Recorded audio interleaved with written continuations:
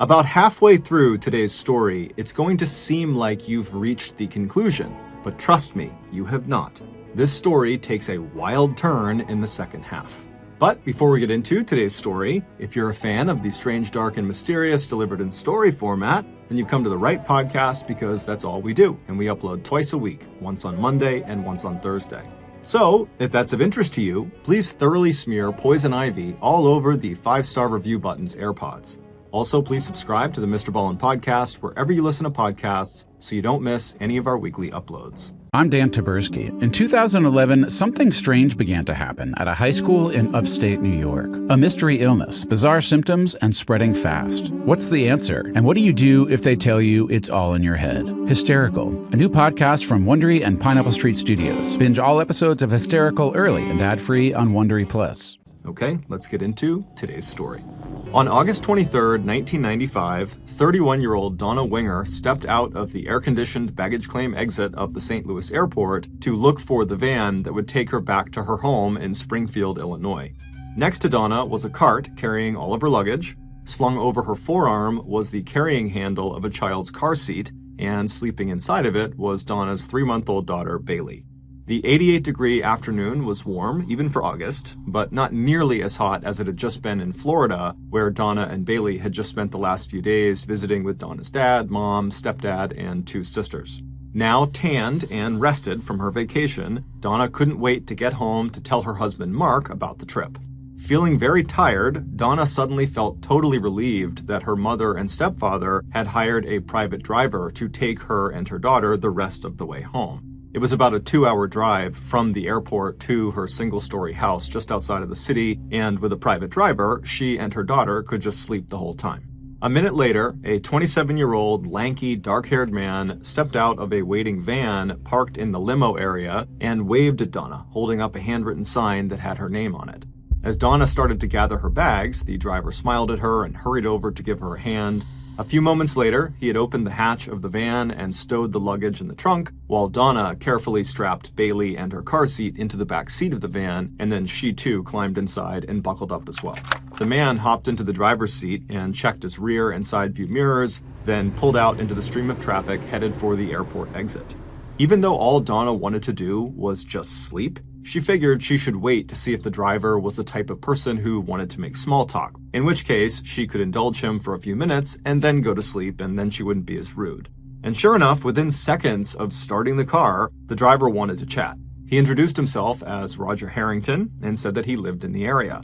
The man seemed nice enough, and for a few minutes they chatted about the weather in Springfield and how it was hotter than usual for August. Then Roger complimented Donna on her tan, to which she kind of laughed off and said she'd just spent the last few days sitting by a pool and probably was more sunburned than tanned. Eventually, Donna's responses got shorter and shorter as she was trying to give the man a hint that she just kind of wanted to be left alone. But he wasn't taking the hint. He just kept on asking her question after question, and eventually, the questions became very inappropriate. He started asking her about her sex life and whether she liked orgies and whether she wanted to come to one of his sex parties. All the while, he'd be looking into the rearview mirror to try to make eye contact with her. Donna felt totally creeped out and began tucking herself into the corner of her seat to try to get out of the view of his mirror.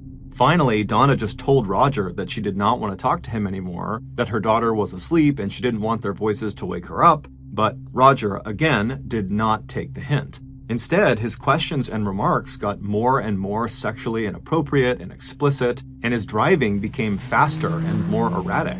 And then he started talking about the voices he heard in his head, like the one belonging to an entity he called Dom that apparently told him to do bad things, and lately Dom had been telling Roger to hurt people.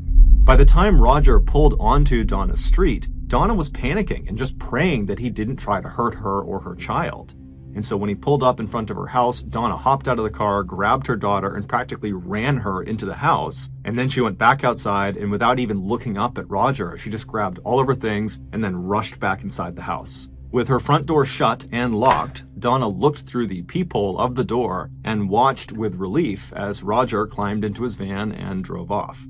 At this point, Donna's husband, Mark, who was an average-sized guy with glasses and dark hair that had begun to thin, he had come into the room. He had been downstairs in their basement using their treadmill. And he was about to ask how the Florida trip went, but he could tell right away that his wife was very upset about something, and so he asked her, what's going on? It would take her a minute to compose herself, but Donna began explaining her car ride and how awful it had been and how she really had been in fear for her life.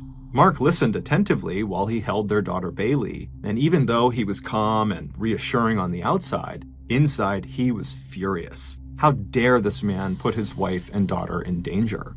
So at some point toward the end of her explanation of what happened, Mark told Donna to just write down an account of exactly what happened on the drive so that they could use it later on if they decided to file a complaint. Donna agreed that that was a good idea, and so she stepped away and jotted some notes down on some paper, and then she stuck those notes to the refrigerator door with a magnet. Then after that, even though both of them were still upset about the whole driver thing, they shifted their focus to their daughter, who was now rolling around on the ground, smiling and cooing. And before long, the couple was down there with her, laughing and goofing around. By the next morning, things in the Winger household seemed to be back to normal. Mark, a nuclear engineer for the state, was getting ready to go to work. Donna was still on maternity leave, so she and Bailey sat in the kitchen with Mark while he ate his breakfast. Married for 6 years, the only source of tension in the Winger household had been Donna's heartbreak years ago when she found out that she could not have children of her own. But the couple got over it, and Mark and Donna filled their lives with family and friends. They were as openly affectionate with each other as they had been when they first got married in 1986. They were very active in their synagogue and were part of its tightly knit Jewish community. The pair complemented each other beautifully. Mark was soft-spoken but had a great sense of humor, and Donna was outgoing with a smile that could light up the room. Everybody loved them. And in June of that year, just 3 months before Donna's trip to Florida, the couple got some amazing news. A teenage mother in the hospital where Donna worked as an operating room medical technician had just had a baby and wanted to place the infant for adoption. Donna and Mark immediately filed the paperwork, and a few days later, on a bright, warm day right outside of their house with family and neighbors looking on, Bailey was delivered into Donna's arms by a man from the adoption agency. Life was perfect. As Mark kissed Donna and Bailey goodbye that morning, Donna's awful encounter with Roger, the driver, had already faded from their memories. But that evening, she and her husband would be forced to talk about him again. That night, when Mark, Donna, and Bailey sat down for dinner, their phone rang. Mark got up to answer it, but when he picked up the receiver, all he heard was silence, and then a few seconds later, he heard a click as the caller hung up. Mark shrugged, hung up the phone himself, and then sat back down with his family, and then just a few minutes later, the phone rang again. Annoyed, Mark got up, answered it, and again, he heard silence, followed by a click. When Mark sat back down the second time, he felt totally unsettled. He couldn't help but think that the person who was calling them had to be Roger. The man had access to their home phone number because it was on their reservation paperwork that they knew he had, and Roger clearly had some serious issues and had shown a very unhealthy interest in Donna. And so as he was thinking about this as a potential possibility, Donna said to Mark, "I bet that was Roger." Even though the phone did not ring again that night, the Wingers remained on edge and triple-checked their locks that night before they went to bed. And then the next morning, when Mark got up, he immediately called Roger's employer, Bootheel Area Rapid Transportation Company, or BART for short, and he filed a formal complaint about how inappropriate Roger had been during the car ride with his wife and his daughter. Mark also told the company that he believed Roger was behind the 2 anonymous hang-up calls he received the night before. The company said they would look into it, and sure enough, later that day, they called Mark back to apologize for Roger's behavior during the car ride, and they told Mark that, as a result, they had given Roger a 6-month suspension. Mark thanked them and felt like justice had been done. He figured if Roger had been behind those hang-up calls too, that perhaps now he would stop, because he would know that Mark and Donna were prepared to take action against him. But the calls didn't stop. For the next several days, the phone in the Winger household rang constantly, and each time there was just silence and then a click. Finally, on the morning of August 29th, so 6 days after Donna and Bailey had returned from Florida, Mark had had enough. He pulled out the paperwork Donna had been given by Roger when she first got in the car with him, and on it was Roger's phone number. Mark dialed the number, and when Roger said hello, Mark very angrily said, "If you don't stop harassing my family with these phone calls, we are going to call the police." And then before Roger could answer, Mark just hung up on him. Confronting Roger directly had been cathartic for Mark. However, deep down, he knew his threat was unlikely to change Roger's behavior. Roger was obviously mentally unwell, and on top of that, he was likely very angry at the Wingers because their complaint had just gotten him suspended. And so these calls, which the police could do almost nothing about, were most likely Roger's way of getting some payback. But Mark figured, all he can do now is just wait and see what happens next. Later that day, just before 4 p.m., Mark was in the basement working out on the family's treadmill when he suddenly heard a thumping sound coming from upstairs. He turned off the treadmill and listened, and he heard it again, more thumping. And so he climbed off the treadmill and quickly walked over to the stairs and went up to the main floor. And when he got up there, he didn't see anything unusual on the floor, so he just walked straight to the master bedroom where Donna and Bailey had last been. But when he looked in the bedroom, Mark was immediately concerned. Bailey was in the middle of the bed, and Donna was not in the room.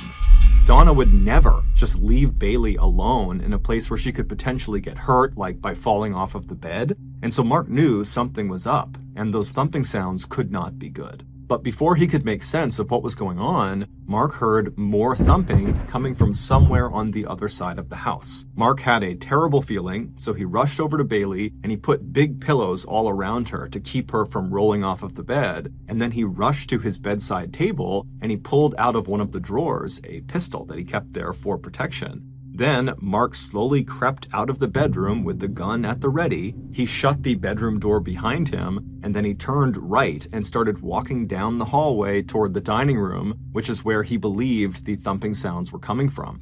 And so as he walked, his heart rate began to spike. He had no idea what was making these sounds or what he was going to see when he reached the end of this hallway. And so finally, he gets to the end of the hallway, but he's still in the hallway, so he can't see what's in the dining room.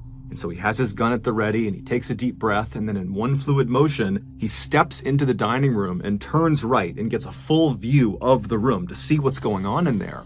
And what he sees is beyond horrible.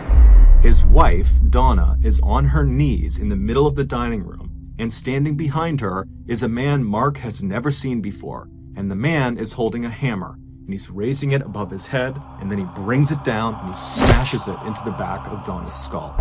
There was blood all over the walls. Mark started screaming, and then Donna, she turned and looked at her husband, and then Mark had to watch as this guy raised the hammer again and hit her as hard as he could across the base of her skull, sending her crumpling onto the ground. Mark reflexively raised his gun, pointed it at his wife's attacker, and he fired 2 shots, both hitting the man in the head. The man dropped the hammer, and then he fell backward onto the floor and was motionless. And so, shaking violently from adrenaline and shock, Mark ran to his wife, who's face down in a growing pool of blood, and he put his gun down on the side, and then he grabbed his wife and tried to roll her over to try to help her. But as he did, he heard the sound of this attacker starting to move around, and so without enough time to grab his gun, Mark just turned around and grabbed the hammer that was on the ground between him and this man, and he wound up and he smashed the attacker as hard as he could right in the center of his chest. And when he did, the attacker groaned and went silent. Then Mark chucked the hammer out of reach of the attacker, and he turned his attention back to his wife, who was now unresponsive.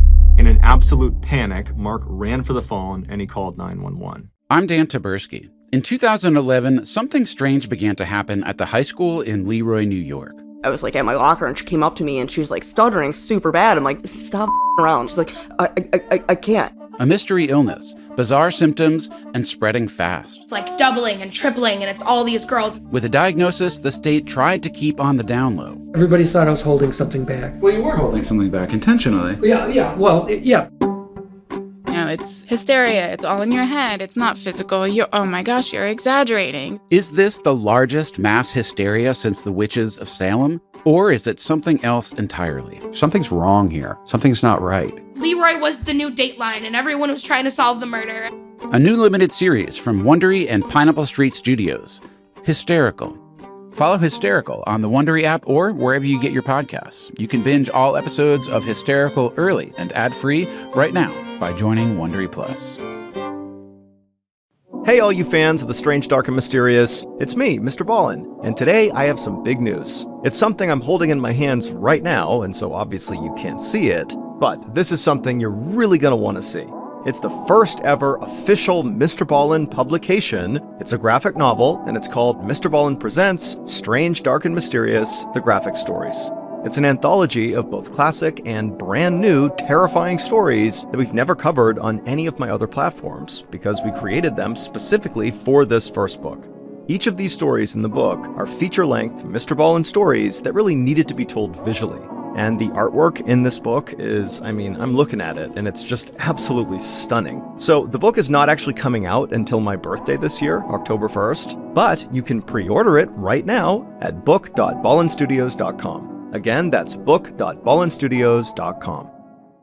When the police and paramedics arrived, they rushed inside the house and they found Mark crouched over his wife, who was barely conscious, and he's sobbing over her, and her attacker was only a few feet away. He was lying on his back, and amazingly, he was still alive. He was groaning, even though his head had been destroyed from those 2 gunshot wounds. The police very quickly took 3 pictures in rapid succession of the positioning of Donna and her attacker's bodies, where they were on the ground. Basically, they needed a snapshot of exactly what the crime scene looked like as soon as they arrived. And then the police pulled Mark aside to talk to him, while the medics rushed inside and put Donna and her attacker on stretchers, and then they loaded them into an ambulance that was waiting outside, and they rushed them to the hospital. Right before the ambulance left, one of the police detectives, Charlie Cox, he pulled a wallet out of the back pocket of the attacker. And inside the wallet, Detective Cox found a driver's license, and it belonged to 27-year-old Roger Harrington. Sitting inside the bedroom he shared with his wife, Mark sat on the edge of the bed staring off into space while asking over and over again if his wife was going to be okay. At first, the police really weren't saying much since they knew Mark was in shock. But eventually, Detective Cox asked Mark if he had recognized his wife's attacker. Mark said no, but then he looked up suddenly, his eyes seeming to focus for the first time, and he said to the detective, "It has to be Roger Harrington." After explaining why he thought that, Detective Cox would tell him that yes, it was Roger. As it dawned on Mark that Roger's attack might well have been triggered by the complaint he filed, as well as the phone confrontation he had with him, Mark broke down completely and just began sobbing hysterically. Meanwhile, Roger Harrington would die on his way to the hospital. As for Donna, she would die too, just 40 minutes after arriving at the emergency room. It turned out that Roger Harrington was already known to area police. He had been a psychiatric patient at a local treatment facility. Although he did not have a criminal history, Detective Cox himself had once had to respond to a domestic dispute between Roger and his then wife. And in addition to Mark's report of the harassing phone calls and his complaint to Roger's employer, the detectives had also discovered Donna's handwritten note on the fridge that detailed exactly what this guy had done in the car ride with her just 6 days earlier.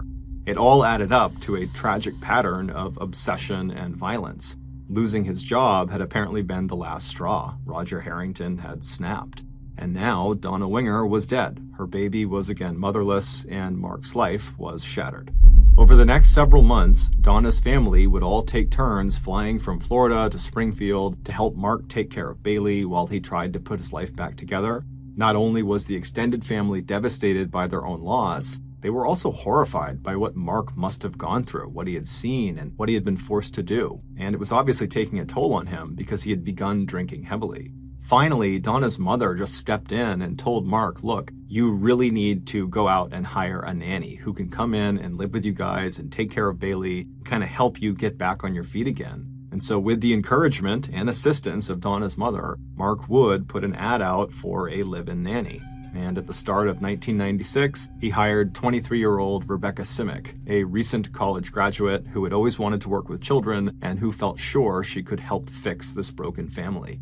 About 4 months later, Donna's mother was hurt, but not totally surprised, when Mark called her to say that Rebecca was pregnant. But Donna's family really liked Rebecca. She was not only amazing with Bailey and with Mark, but she also was just very respectful of the situation she was in. And in many ways, she represented a way forward for Mark and for Bailey, and so Donna's family gave the couple their blessing.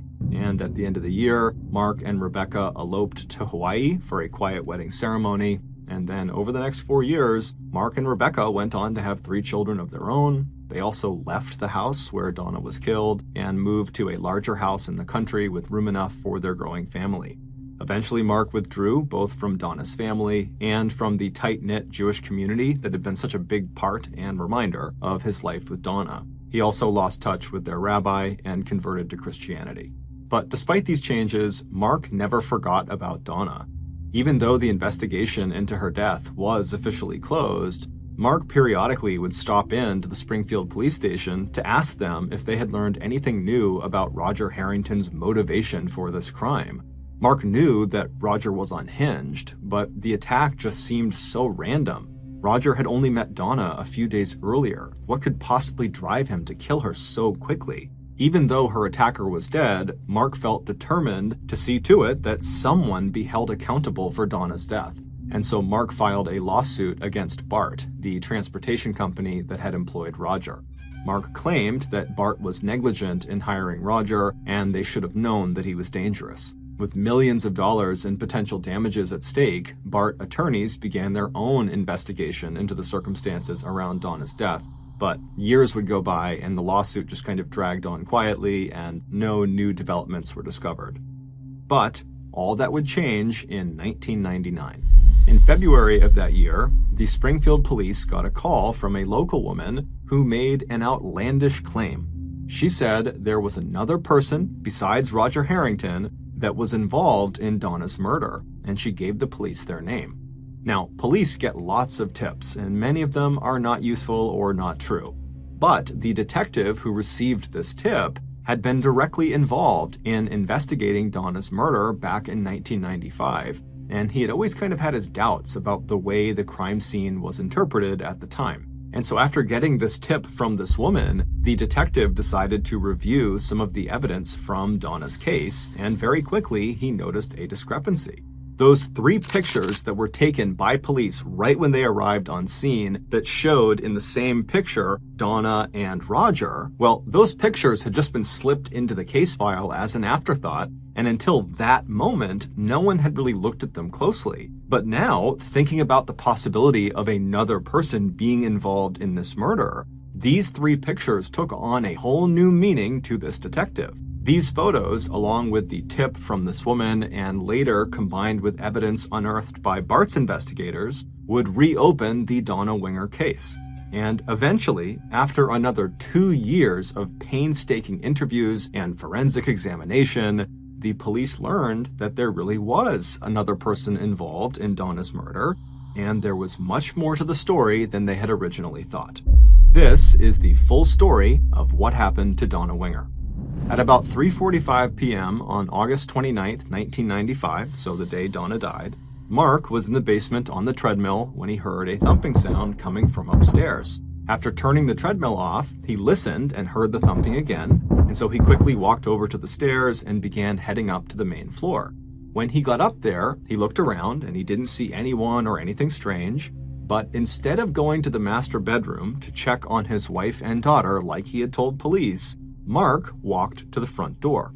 The thumping he had heard downstairs was just the sound of someone knocking on the door. When he looked through the peephole of the front door, he saw a man in his mid-20s standing there. Mark opened the door, and then this young man introduced himself as Roger Harrington. Mark said hello and gestured for Roger to come inside of the house. Roger did and walked straight to the nearest table, which was in the dining room, and when he got there, he placed his cigarettes down on top of it, as well as his travel cup that contained some coffee, and then Roger turned around to face Mark. And when he did, he saw Mark was now holding a pistol out in front of him.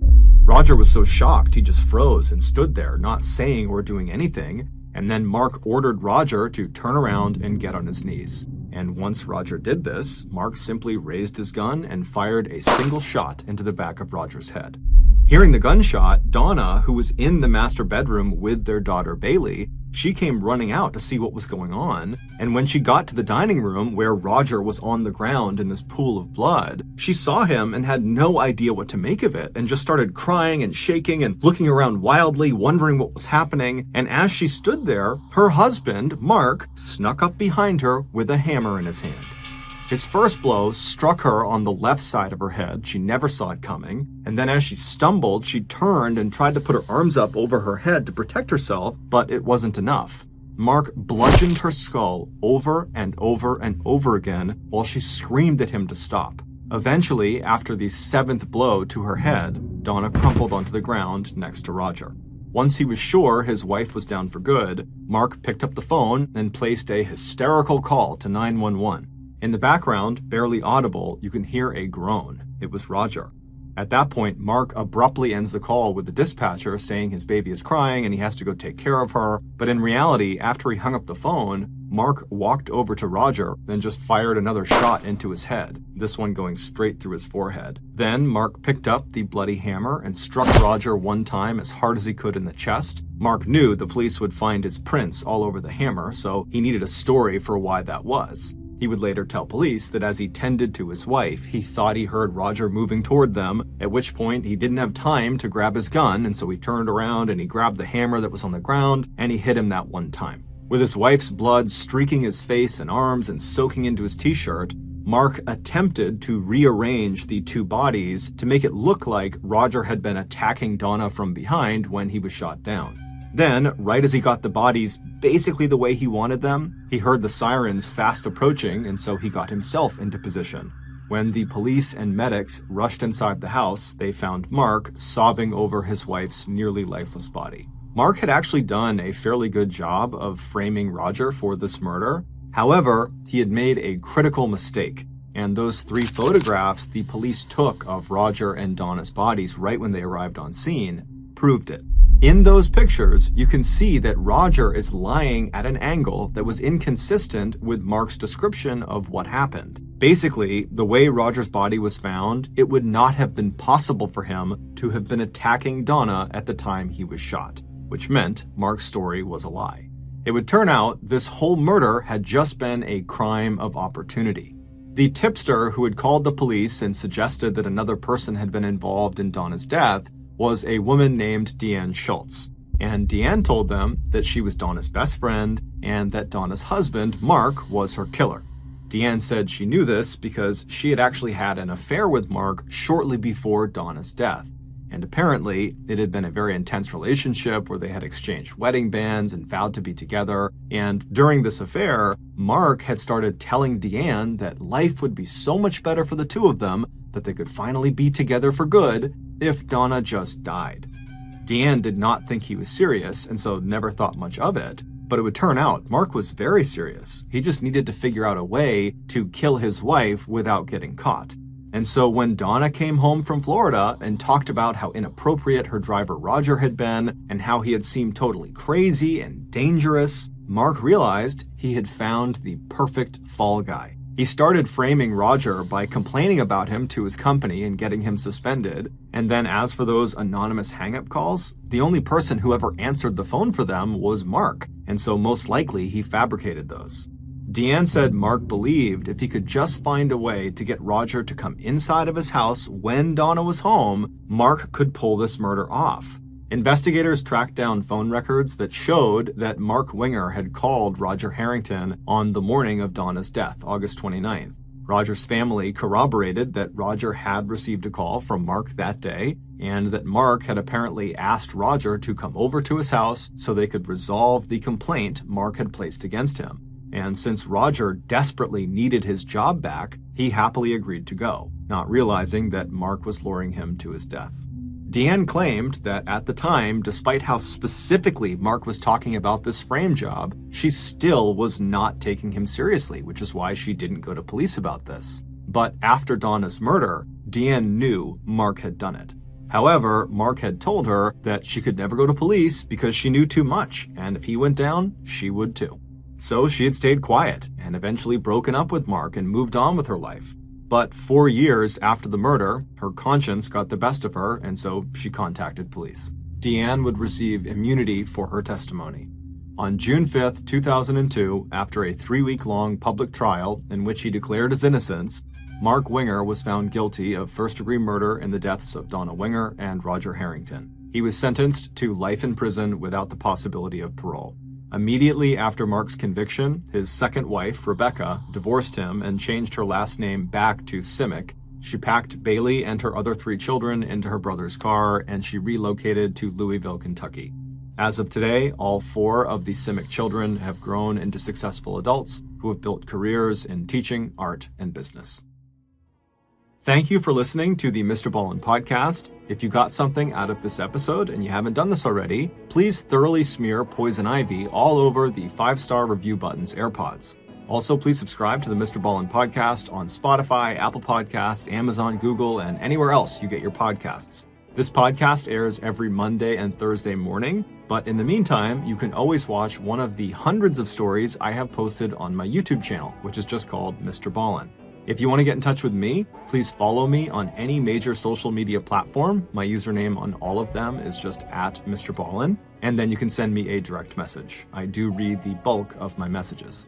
Lastly, we have some really cool merchandise, so head on over to shopmrballen.com to have a look. So that's going to do it. I really appreciate your support. Until next time, see ya.